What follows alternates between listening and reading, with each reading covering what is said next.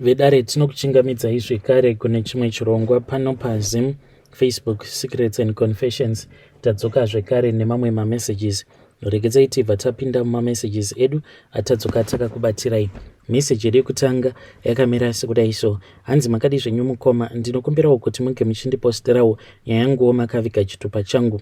Iniwo mukoma Nashe, zita rangu rinonzi Name Hidden. Pari zvino ndiri kugarawo zvangu muno munyika yedu yeZim, but ndine humwe urongwa. As for now, I am planning kuti ndinge ndichitiza murume wangu zvekutoti nditori neumwe lawyer uyo wandakambotaurirana naye. Saka zvandiri kuda kuti ndinge ndichiita ndezvekuti ndiri kuda kuti ndinge ndichidivorsa murume wangu iye asingazvizivi. Saka pari kudiwa mari kuti ndinge ndichikwanisa kuitirwa mhetse dzacho.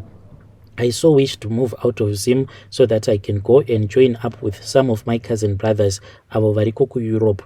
So the reason as to why ndikuda kuti ndinge ndichitiza munomu, it is because ndine umwe mutoro wandinawo wandakazvitakudza mumwoyo mangu, ende ndiri kushayiwa kuti angakwanisa kunditurirawo mutoro uyo angava ari ani. Saka this has made me to think kuti it is far much better kuti murume uyu nemadiro ose awo andinomuita, chakangokosha ndechekuti murume uyu akandipawo mwana. Saka wherever I will go to, I will always remember him nekuda kwemwana uyo waakandipa. But chokwadi chiripo ndechekuti iyewo ane mwana wake. Saka mwana wake uyo I can't face him because my stepson, iye his body, it is almost deformed because of what I did to him. Ndichitaura izvi hakusi kunzi ndiri kuganza kana kuda kuzviudza kuti ndakapenga, but my heart is full of pain. Saka I have been keeping this secret mumwoyo mangu for the past 9 years. Saka this secret now, it is eating me alive. Handisisina kana zororo.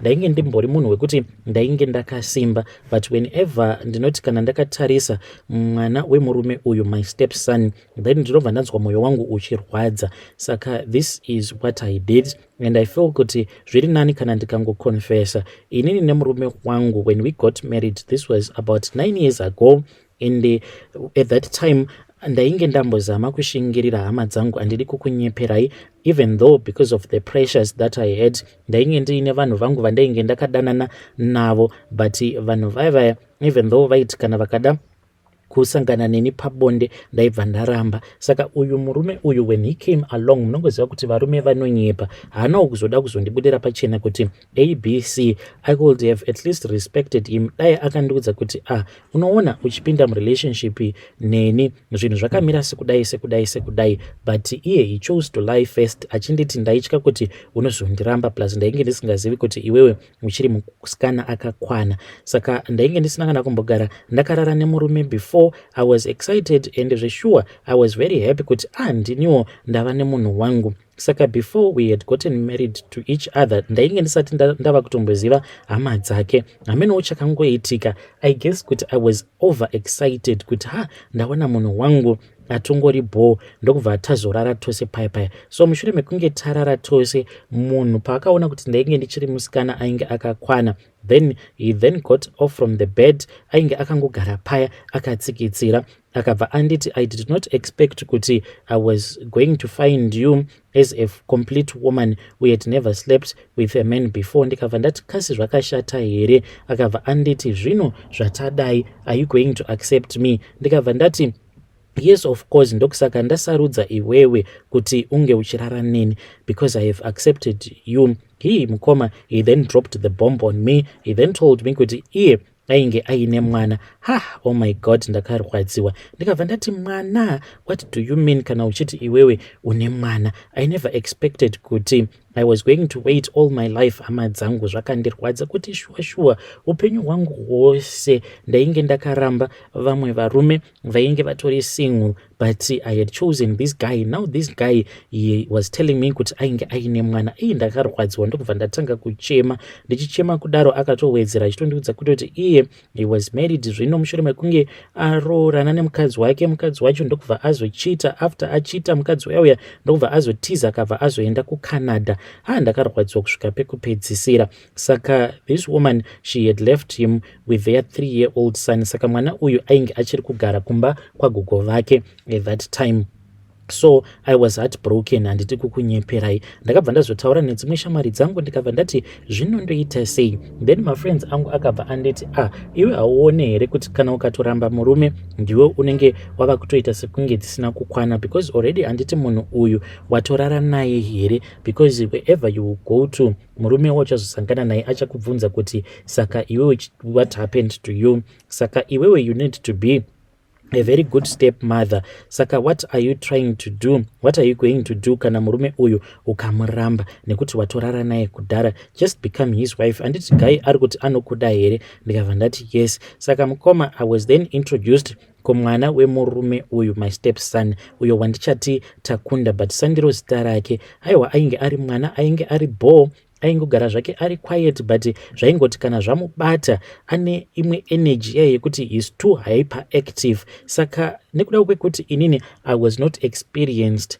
I struggled with the new role of being a stepmother. Ndaiti kana ndikazama kumutsiura paya zvimwe so zvaizongoita zvaingondibhowa so, and I could not keep up with him. Munhu wekuti aigara ari very hyperactive, especially after ndazoroorana nababa vake. Iniwo semunhu wekuti ndainge ndabvawo kuhoneymoon, ndainge ndiine jinja rekuti ndikuda kumbonyatsokunakirwa nemurume wangu, but then ivo vamwene vangu, she just came and dumped the boy at my doorstep without proper consultation with me.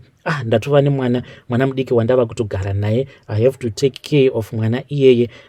Apa mwana wacho ugoti musikanzwa apa kujaidziwa, ainge akajaidzwa nagogo vake. He was always all over the house. I found myself ndava kumuvenga mwana uyu, ndikabva ndati mwana uyu why asingateereri kudai. He reminded me of his mother, because baba vacho vaigara vachiti kana akaita musikanzwa, then baba vacho vaibva vati ndozvaingoita amai vacho, vainge vari very stubborn, hyperactive and stubborn. Saka ndaizoti kana baba vacho vasipo paya, ndaibva ndatanga kumutuka ndichiti rakafanana namai, rine hustubborn, roita kunge zidhongi saamai, ndichimutuka paya. I was jealous because ndaiti kana ndakatarisa zviya, ndichitarisa baba nemwana vachitamba, ndaibva ndarwadziwa, ndobva ndati izvi ndozvandainge ndichitarisira kuti ndozvaifanira kuti zvinge zvichizoitika pakati pemwana wangu firstborn yangu nababa vake. Saka instead yekuti ndinge ndichinzwisisa situation, ndakabva ndazosarudza kuti zvainge zviri nani kuti inini ndinge ndichitongomuomesera mwana uyu than kuti ndinge ndichingova mukadzi ari right, mukadzi anonzwisisa situation. But ndakabva ndatanga kumuvenga mwana uyu nezera rake. Shuwa mwana uyu kochiko chaaigokonesa murelationship yangu, rudo wani ndaipiwa, mari ndaipiwa, but hey mukomanashi, it is just my regrets ega. Dai zvainzi ndaikwanisa kuchinjawo izvo zvakaitika in the past, ini hangu ndini uya wavanoti if only I could turn back the hands of time, but zvakatoitika zvakaitika.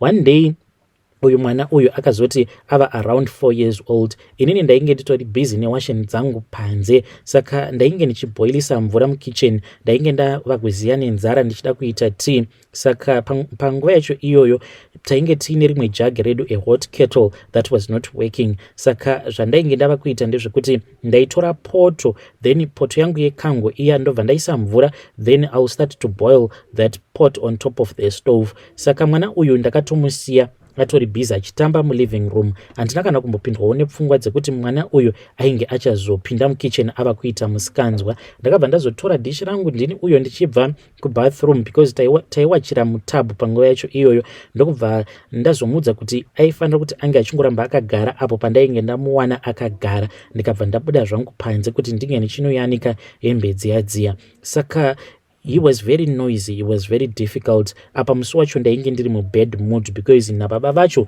the previous night tainge takanetsana because of some small disagreement. Then ndikabva ndabuda zvangu panze paya. Saka ndakati ndabuda panze ndopa ndakabva ndazomunzwa manje ava kutamba nemicrowave, because iye ainakidzwa nesound iya yekuti ding kana kuri kunzi microwave inenge yaita right. Saka he used to love to do that. Aiti akaseta microwave a minute, then he would hear that sound, then over azoseta another minute, zvekuti zvaipedzira zvava kubohwa, then he will open and close. Saka izvi zvakabva zvazoita kuti ndinge ndichizoboekana apa ndiri mumazimudu angu. Ndikabva ndati chimwana ichi nhasi ndoda kumbochirova, and the behavior was just too much. The behavior pushed me over the edge handidi kukunyeperai.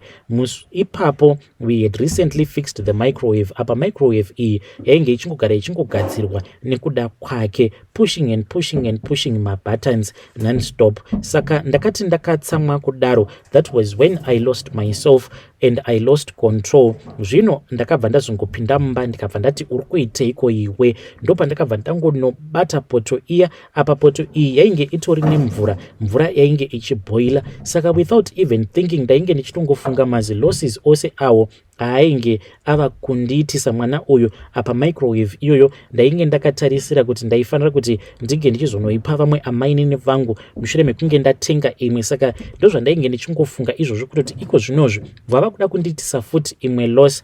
Apa ndainge ndakabata poto iya yekango yainge yakazara mvura yainge ichipisa. Without even thinking iye ainge achiri akamira padhuze nepamicrowave achidzvanya-dzvanya. Ndopa ndakabva ndazongokanda poto iyaya nemvura yacho kwaari, ndikabva ndati iwe uri dhongi rakangofanana naamai varo, you are as stubborn as your mother. Hey mukomanashi, mvura iyaya it then splashed on him. I am going to change kuti iye akatsva papi nepapi, because handiti kuti vamwe vanhu vanoziva nyaya iyi vange vachizosuspekta kuti ndini ndiri kutaura. Saka mvura iyi mukoma yakabva yazonomukuvadza paruoko uye zvekare pachipfuva, ndokubva atanga kuridza mhere mwana wevanhu. Akati aridza zimhere kudaro, that was when I came back to my senses. Ndikabva ndati nhai Mwari wangu, nhai Mwari wangu, kondaiteiko, kondaitei? Ndakabva ndapanika paya, ndakabva ndatanga kupanika. I did not know how to face my husband, kana kuti ndingamuudza sei. Ndakabva ndatoti panapa I have to think really fast and I had to do that. Komanashi ndakabva ndamhanya ndikabva ndanotora foni yangu. Ukuwo mwana ainge achingochema. Ndikabva ndadzoka mukitchen mwana achingochema. Ndokubva ndazotora majarini ndikabva ndatanga kumuzodza majarini aya. Then ndikabva ndafonera murume ainge ari kubasa. Ndikabva ndamuudza apa ndainge ndichitochema. Ndikabva ndati ndanga ndiri panze ndiri busy ndichiyanika hembe. Zvino mwana uyu ndati ndiri panze kudaro ndichiyanika hembe, ndopa ndabva ndazongonzwa mwana ava kuridza mhere. Uyai kuno kani mwana akuvara. Murume wangu ndakabva ndamuudza kuti Takunda uyu ainge aita accident, ainge azvipisa nemoto. Ndikabva ndamuudza kuti mwana akati ari busy achitamba nemicrowave. Saka achitamba nemicrowave kudaro by accident ndopa akabva azongozvipisa nepoto iyaya yainge iri pastove. I pretended as if I was in shock, ndichita kuzvirovera pasi. Murume paakasvika iye akabva andibhilivha, akabva anditi it is okay my wife, zvinowanikwa. Then tikabva tazoenda kuchipatara nemwana. Takati taenda kuchipatara nemwana, ndini ndakatogara naye mwana uyu muchipatara ndichingochema chete for weeks and weeks. Apa ndainge ndava kuchema ndichiti Mwari dai mwana uyu akasafa, because ndainge ndava kutya. Saka each and every time ndaiti kana ndakamutarisa paya, then ndaibva ndatanga kufila guilty, like real guilty. So late at night ndaibva ndatanga kuridza mhere, but ndichiridza mhere kudaro yainge iri nhau yekuti ndainge ndichirotomoka. Yainge iri nhau yekuti ndinenge ndichirotomoka, because zvaiitika kuhope kwangu ndezvekudai ndaiwanzokurota ndakabata poto iyaya yekango. Dzimwe nguva ndaitoirota yakazara marasha mukati, kana kuti ndairota makazara mvura inenge ichiboila. Then mwana uya aibva atanga kuti mainini kani mava kuda kundipisa. Saka I will start to scream, because mwana uyu ndaibva ndamupisa ndiriko kuhope kudaro. So to block that pain yandaizonzwa ndiriko kuhope, ndaibva ndatanga kuridza mhere, ndichinoridza mhere kudai. Then murume wangu aibva andibvunza kuti kochi. Dzimwe nguva ndaitotaura kutoti mai wekane ndapisa mwana nepoto, but by the time pandaizomuka murume wangu iyewo anenge achiri akarara, ndobva ndatoona kutoti kwaikaka kozva ndiri kutovhumuka. Dzimwe nguva ndaibva ndamunyepera, ndobva ndati itrauma of seeing your child being bent like that. Saka mwana akabva azorecover, but kurecover kwaakaita iye achitori nemavanga, he so much deformed. Handitombozivi kutoti zuvawo iro rekuti achazodawo kuti ange achizoroora achawana munhu wekuti achamuda here, kana kuti maybe kana akazoitawo mari vakadzi vanozongomudirawo kuti semunhu ane mari. But mwana uyu akatokanganisika, handidi kukunyeperai. Ende chinondirwadza ndechikuti right now mwana uyu ari kukura, and anoti kana takagara paya anobva andibvunza kuti nhai amainini, asi chiko chikamboitika kwandiri, ingawani mafriends angu haana kudai. Saka ndinobva ndamunyepera, ndobva ndatongomuudza kutoti pawainge uchiri mwana mudiki wainge uine musikanzwa, kuti ndinge ndichimuudza chokwadi. Handikwanisi kuti ndinge ndichimuudza chokwadi because ndinotya kuti kana ndikagara ndamuudza chokwadi zvinokwanisa kuzotokanganisa zvakawanda. Now mwana uyu iye ava net 12 years. He is a strong boy, but every time when I look at him, especially kana akamira pazuva kwenguva yakareba, anobva atanga kurwadziwa nekuda kwekuti akanyanyisa kukuvara. The skin was burned off and is really deformed. Saka mukoma inini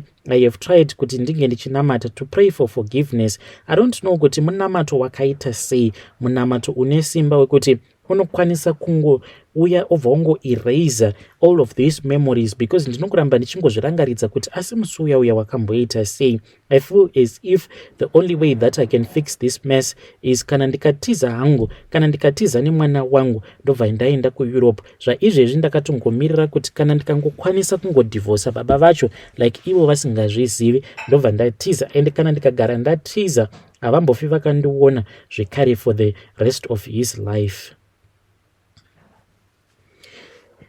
Hey vedare, ndo message iyo yandakatumidzirwa ichibva kuna vanzvadzi vedu. Ngatizamei kuti tinge tichitaura navo vanzvadzi vedu ava mucomment section. Akomana zvakangooma kani, zvakangooma hazvo vedu we.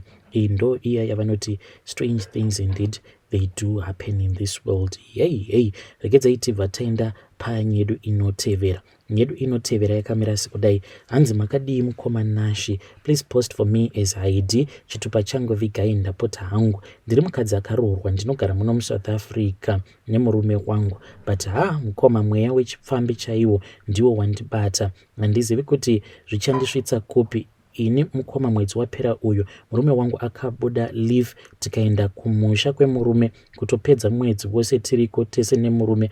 Asi pose apa ndainge ndichingocommunicate neboyfriend yangu anova mukomana wandakambodanana naye kare ndisati ndaroorwa hangu. Saka mukomana uyu ainge asingazivi hake kuti ndakazoroorwa zvangu. Iye anongofunga kuti ndichiri musikana, kuti nyaya yangu inyatsokunzwika zvakanaka. My husband ndichamuti Tonderai, then boyfriend ndichamuti Tapiwa. Saka Tonderai leave yake yakabva yapera ndokubva adzokera hake kuSouth Africa kubasa. Inini ndikambosara hangu pamba pangu navamwene navatezvara. Zvino ini semunhu aiva nemetsi dzake ndakaudza murume kuti habi ini ndichamboenda kunoona vana amai kumusha, apo ndaireva amai vangu vekubereka.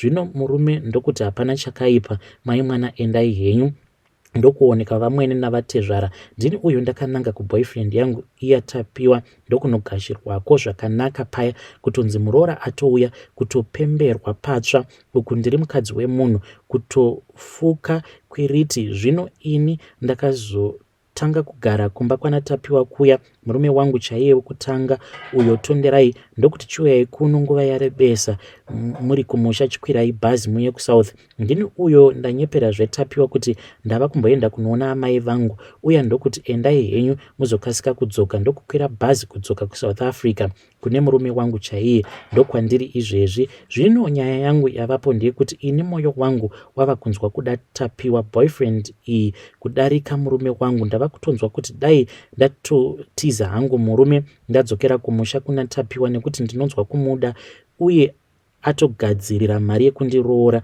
Uyu murume wangu chaiye asati abvisa pfuma kuvabereki vangu. Chero tsvakirai kuno zvayo. Ndodii nhai vedare, ndoenda here kune murume anoda kuroora here?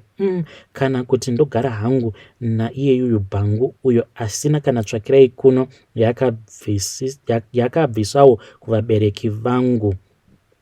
Hey vedare, ndo message iyo yandakatumidzirwa ichibva kuna vanzvadzi vedu.